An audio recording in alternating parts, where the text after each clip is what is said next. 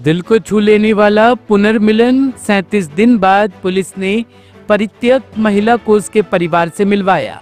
Delhi police की संवेदनशीलता और समर्पण की एक मिसाल सामने आई है। थाना सीमापुरी की टीम ने 37 दिनों की लगातार खोजबीन के बाद एक मानसिक रूप से विक्षिप्त परित्यक्त महिला को उसके परिवार से मिलवाया। यह दिल को छू लेने वाला पुनर्मिलन 7 अक्टूबर 2025 को IHBAS अस्पताल में हुआ, जहां ये महिला 4 सितंबर से उपचाराधीन थी। मामला 1 सितंबर 2025 का है, जब सीमापुरी थाना पुलिस को सूचना मिली थी कि एक परित्यक्त गर्भवती महिला क्षेत्र में घूम रही है। महिला, जिसकी उम्र लगभग 21 वर्ष थी, की पहचान मध्य प्रदेश के टीकमगढ़ जिले के रानीखेड़ा गांव की निवासी के रूप में हुई। पुलिस ने तुरंत कार्रवाई करते हुए उसे GTB अस्पताल में भर्ती कराया। 4 सितंबर को छुट्टी मिलने के बाद अस्पताल के आदेश पर महिला को IHBAS अस्पताल भेजा गया, जहां उसके मानसिक स्वास्थ्य का इलाज शुरू किया गया। इसी बीच महिला ने एक बच्ची को जन्म दिया, लेकिन दुर्भाग्यवश नवजात की उपचार के दौरान मौत हो गई। इसके बावजूद पुलिस टीम ने हार नहीं मानी। हेड कांस्टेबल अंकुश और कांस्टेबल राज को महिला के परिवार की तलाश में टीकमगढ़ और बागेश्वर धाम भेजा गया। उन्होंने गांव-गांव जाकर खोज की, मुखियाओं से बात की और स्थानीय अखबारों में भी महिला का विवरण प्रकाशित कराया। लगातार प्रयासों के बाद आखिरकार पुलिस को सफलता मिली और 7 अक्टूबर को महिला का उसके परिवार से भावनात्मक पुनर्मिलन कराया गया। ये घटना न केवल पुलिस की मेहनत और मानवता का प्रतीक है, बल्कि समाज के लिए एक प्रेरणा भी है कि संवेदनशीलता और सेवा की भावना से असंभव भी संभव हो जाता है। इस लावारिस महिला की इंफॉर्मेशन आपके पास कहां से प्राप्त हुई और आपने इस महिला को इसके परिवार से कैसे मिलवाया? लावारिस महिला की इंफॉर्मेशन हमारे PS सीमापुरी थाने में 21A DD नंबर डेटेड 1/9/25 में WSI अनुपम मैडम के पास मिली। उसके बाद उन्होंने हमें इससे मिलवाया, जिसने हमने बतलाया कि मैं टीकमगढ़ रानीखेड़ा की रहने वाली हूँ। जिसके बाद मैं हेड कांस्टेबल अंकुश, मैं कांस्टेबल राज देसवाल, हम दोनों टीकमगढ़ से रानीखेड़ा के वहाँ आसपास हमने लोगों से पूछताछ करी, लोकल पुलिस से पूछताछ करी कि कोई मिसिंग है या नहीं है। उसके बाद हमें वहाँ से कोई सूचना प्राप्त नहीं, हम वापस दिल्ली आ गए। उसके बाद हम इस महिला से दोबारा मिले। इसने बताया कि मैं बागेश्वर धाम के आसपास भीख मांगती थी, जहाँ भिखारी है, मेरे ससुर भी भीख मांगते थे, मेरा हस्बैंड भी भीख मांगता है। हम दोबारा फिर वहाँ गए, वहाँ हमने लोगों से पूछताछ करी, जो भिखारी थे उनको फोटो दिखाए, अन्य लोगों से लोकल पुलिस से पूछताछ करी, लेकिन हमें कोई भी 1-2 लोगों ने हमें बताया कि इसकी ऐसी इस तरह की लेडी यहाँ रहती थी, लेकिन उसकी मानसिक स्थिति ठीक नहीं थी, जो कुछ समय से यहाँ नहीं है। उसके बाद हम फिर वापस दिल्ली आ गए। उसके बाद इसके हमें पता लगा कि इसकी हॉस्पिटल में प्री मैच्योर डिलीवरी हो गई है। उसके बाद 2-3 दिन बाद फिर हमने फिर इससे पूछताछ करी, जब इसने बताया कि नहीं, मैं वहीं पीपल का पेड़ था उसके आसपास भीख मांगते थे। हम फिर तीसरी बार फिर गए, हमने बहुत बड़े बड़े बैनर बनवा के हमने वहाँ लगाए दुनिया भर की जगह। फिर हमें वहाँ से कुछ दिन 3 दिन तक हम घूमने के बाद हमें पता लगा। उसके बाद हमारे इसकी घर वालों से संपर्क हुआ, जिन्हें हम दिल्ली लेके वापस आ गए, जिसके हमने इनके परिवारों से मिलवा दिया। तो पूजा के बारे में आपकी पहले जानकारी कैसे मिली? ये सर हमें 1 सितंबर 2025 को DD नंबर वाइड 21A के कॉल आई थी हमें कि एक प्रेग्नेंट लेडी लावारिस हालत में सीमापुरी थाने में मिली है। जब पूजा मिली उसकी स्थिति कैसी थी? वो मेंटली रूप से ठीक नहीं थी, अपना बस नाम और अपने हस्बैंड का नाम ही बता पा रही थी और उसकी प्रेगनेंसी भी दिख रहा था कि वो लेडी प्रेग्नेंट है। उसकी सुरक्षा और देखभाल के लिए क्या कदम उठाए?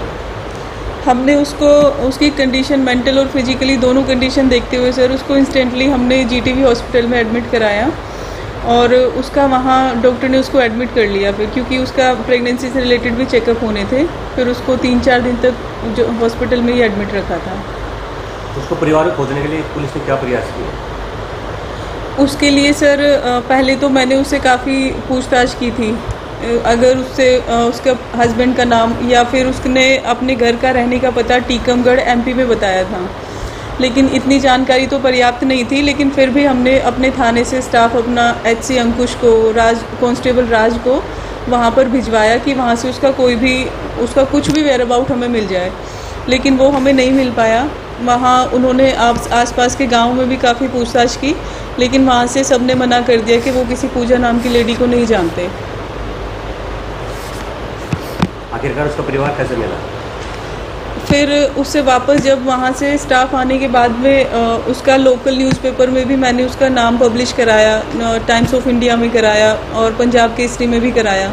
लेकिन जब वहाँ से भी कोई हमें इन्फॉर्मेशन नहीं मिली तो वहाँ पर फिर SHO सर से डिस्कस करके उससे फिर मैंने बात की लेडी से। उसने फिर नेक्स्ट टाइम हमें बताया था कि उसका परिवार और वो खुद भी बागेश्वर धाम के एरिया में भीख मांगती है। तो एक थोड़ी सी उम्मीद लगी कि शायद इसका परिवार मिल सकता है। तो इसके बाद में फिर कांस्टेबल राज और हेड कांस्टेबल अंकुश को वापस बागेश्वर धाम के एरिया में भेजा। लकीली इस बार उसको वहाँ के 2-3 भिखारियों ने आइडेंटिफाई कर लिया, तो हमें लगा कि शायद हम उसको इस बार मतलब सक्सेसफुल हो सकते हैं। मीनवाइल कोर्ट की भी डेट लगती रही तो वहाँ पर भी हमने सेम ही स्टेटस रिपोर्ट फाइल की।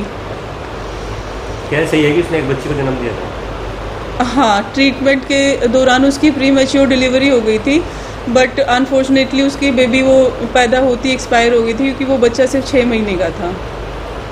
पूरे मामले में खुद कितना समय लगा? इसमें लगभग 37 डेज हमें लगे हैं, लेकिन उसके परिवार को फिर पोस्टर वगैरह वहाँ बागेश्वर धाम में लगाकर और इसके थ्रू उसको हमने फिर आइडेंटिफाई उसकी फैमिली को किया। उसको यहाँ वापस हमने उसकी फैमिली से रीयूनाइट कराया है। उस पूरे मामले पुलिस ने मानवीय दृष्टिकोण से कैसे कार्य किया? कहा तो हमें भी गया था कि इसको ऐसे ही। नमस्कार, आपके संज्ञान में थाना सीमापुरी का एक अत्यंत मानवीय कार्य आपके सामने लाना चाहता हूँ। थाना सीमापुरी में एक मानसिक रूप से अस्वस्थ और गर्भवती महिला हमें मिली जो बिल्कुल लावारिस अवस्था में थी। ये हमें मिली 1 सितंबर 25 को मिली थी। ये सिर्फ अपना नाम बता पा रही थी और ये बता पा रही थी बाबा बागेश्वर धाम, 2 चीज़ें ये बोल रही थी, इसके अलावा इसको कुछ भी नहीं पता था। और क्योंकि ये कुछ नहीं बता पा रही थी तो इसको जब कोर्ट में पेश किया गया तो पहले इसका GTB में मेडिकल कराया तो मेडिकल में पता चला कि ये गर्भवती भी है। और इसको फिर हम लोगों ने कोर्ट में पेश किया तो कोर्ट ने इसकी कस्टडी इभास को देने के लिए बोला। इसमें जो JMFC हैं ऐश्वर्या कश्यप मैम, उनकी हमारे को बहुत मदद मिली। उन्होंने इनको इभास में दाखिल कराया, कुछ देर रखवाया। मीनवाइल इन्होंने हमको आदेश दिया, कोर्ट से भी हमको आदेश मिला कि किसी भी तरीके से इसको इसके परिवार से मिलवाओ। तो हमारी टीम इसमें लगी रही और करीब 37 दिनों के बाद 7 अक्टूबर को हमने इसको इसके परिवार से मिलवा दिया लेडी को। और ये बहुत खुश हुई अपने परिवार से मिलकर, इसने सबको पहचान लिया। ये हमारी टीम ने इतनी इसके अंदर मेहनत करी। ख़ास तौर से मैं 3 लोगों का नाम लेना चाहूँगा इसमें। SI अनुपम, हेड कांस्टेबल अंकुश और कांस्टेबल राज देशवाल। इसमें हेड कांस्टेबल अंकुश और कांस्टेबल राज देशवाल कम्प्लीटली लगे रहे और ये मध्य प्रदेश गए इस लेडी के बारे में जानकारी एकत्रित करने के लिए। उसके बाद में इन्होंने न्यूज़पेपर साइज़ के करीब 300-400 पोस्टर्स छपवाए, वहाँ लगवाए उस एरिया के अंदर बाबा बागेश्वर धाम और उसके आसपास। तब इसके पति का वापस हम लोगों को कॉल आया यहाँ पर, तब हमने उनके पति को यहाँ बुलवा कर इसकी कस्टडी उसको दिलवाई। मीनवाइल ये जो लड़की थी अपने बारे में कुछ बता नहीं पाती थी, इसकी प्री मैच्योर डिलीवरी होगी, इसको एक बच्ची हुई जो इलाज के दौरान वो बच नहीं पाई। ये औरत जो थी, जो मानसिक रूप से अस्वस्थ थी, बहुत रोती थी और अपने परिवार वालों से मिलना चाहती थी। इसमें जिन लोगों के मैंने नाम लिया, अनुपम का, अंकुश का और राज देशवाल का, इन्होंने एक अनकॉमन सेंसिटिविटी, ह्यूमैनिटी और डेडिकेशन दिखाई है सर्विस के लिए। इन्होंने ये बताया है कि समाज के कमज़ोर जो वर्ग हैं उनकी सुरक्षा और सम्मान के लिए दिल्ली पुलिस हमेशा तत्पर है और तैयार है। Bureau report, team A1 news.